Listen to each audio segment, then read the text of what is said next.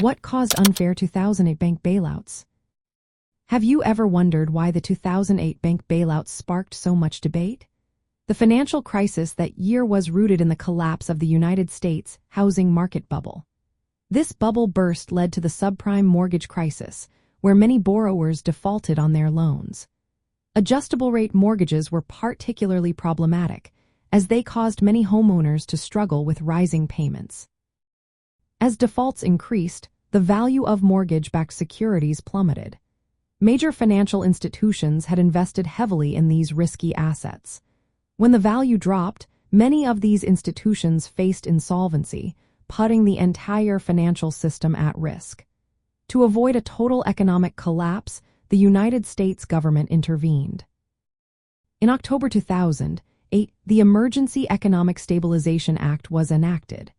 This law authorized $700 billion through the Troubled Asset Relief Program to purchase bad assets and inject capital into failing banks. The goal was to restore investor confidence and stabilize credit markets. This way, banks could continue lending and support economic growth. However, many people felt these bailouts were unfair. One reason was that they primarily benefited large financial institutions that had taken excessive risks. Meanwhile, ordinary homeowners facing foreclosure received little direct help. Another issue was moral hazard. By rescuing institutions that made poor decisions, the bailouts encouraged risky behavior in the future. Many executives at bailed-out firms continued to receive large bonuses and salaries, which fueled public anger. Taxpayers felt they were rewarding failure rather than holding companies accountable. The government also struggled to value troubled assets accurately.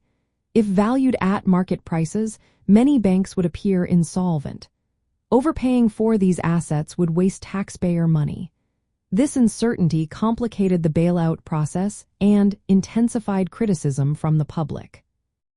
Political and social backlash grew as the scale and speed of the bailouts became apparent.